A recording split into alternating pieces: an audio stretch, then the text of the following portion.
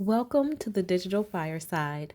I'm Elle Ramsey, the corporate Griot, a conscious leadership strategist and ancestral architect for women of color. Here we gather in story, ancestral wisdom, and reflection to see ourselves more clearly, lead more consciously, and walk with the strength of those who came before us. So let's be real. We live in an age where speed is celebrated and silence feels like failure, where productivity is praised and presence is forgotten. We have more access to knowledge than any generation before us, but we have less access to wisdom. Because wisdom doesn't live in data, algorithms, or viral sound bites. It lives in rhythm, and rhythm takes time. Women of color, we are the blueprint of that rhythm. We are the heartbeat of creation itself. The world has borrowed our sound, our language, our fashion, our movements, but rarely our wisdom. For centuries, our voices have been silenced, softened, or stolen. And now, in the digital age, we risk losing something far greater: our connection to intuition, culture, and divine timing. Because while the world moves faster, we are being pulled further away from the sacred pulse that once guided us. That's the rhythm that our grandmothers moved to without even thinking. The rhythm our ancestors carried through drums, lullabies, prayers, and silence. We used to know when to rest, when to rise, when to speak, and when to listen. That is what made us powerful. But this age of copy and paste creation has made us forget the sacred art of becoming before doing. See, in many African and indigenous traditions, women were the timekeepers of the tribe, not through clocks or calendars, but through intuition. They felt the earth, they read the skies, they listened to the pulse of community.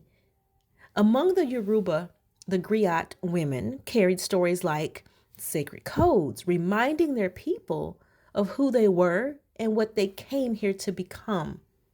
Among the Akan, time was not measured, it was embodied. You knew it was time for harvest not by the date, but by the song of the birds and the whisper of the wind. That's ancestral intelligence. That's divine technology.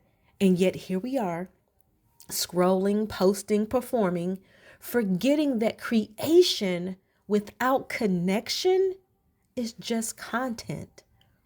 If we, the women who carry the memory of the world, forget our rhythm, our stories, our ways of knowing, then something far greater than culture is lost. We don't just lose language, we lose light codes.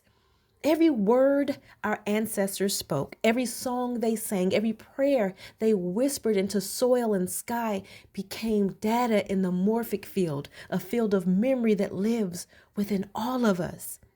Biologist Rupert Sheldrake called it morphic resonance. The idea that memory doesn't live only in our minds, but in the fabric of existence itself.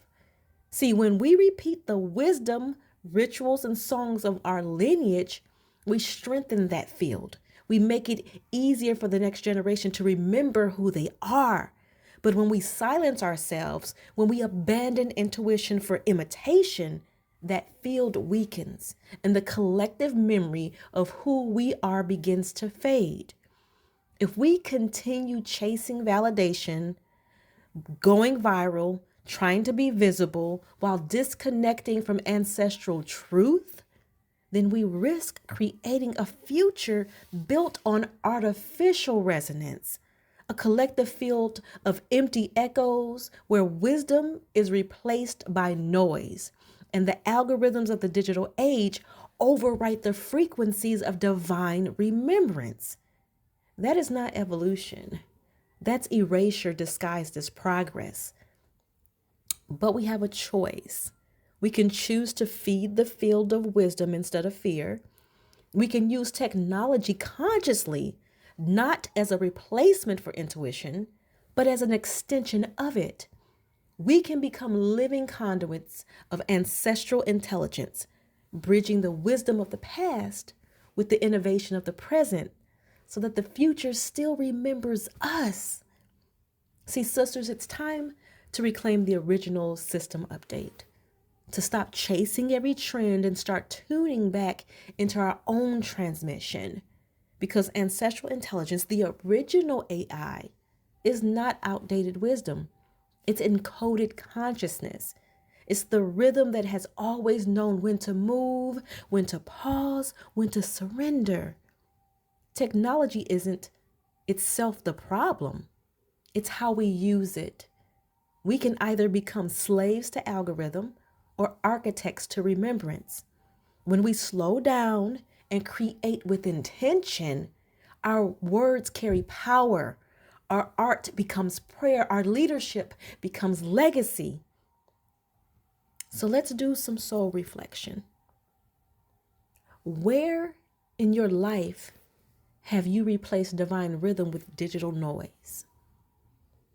When was the last time you truly listened to your intuition before you responded to a notification?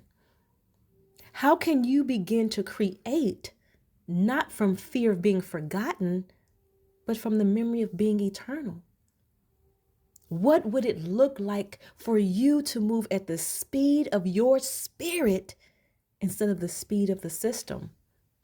And finally, how can you ensure that the wisdom within you doesn't die with you, but becomes a bridge for the generations to come? Thank you for gathering with me at the digital fireside. May the story shared here awaken the leader within you, the Griot who carries both memory and vision. Sit with these reflections. Allow them to shape your choices, your leadership, and your legacy. Return often, because the fire is always here for the stories, the lessons, and the wisdom waiting to ignite in you. Keep your fire lit, your heart open, and your legacy sacred.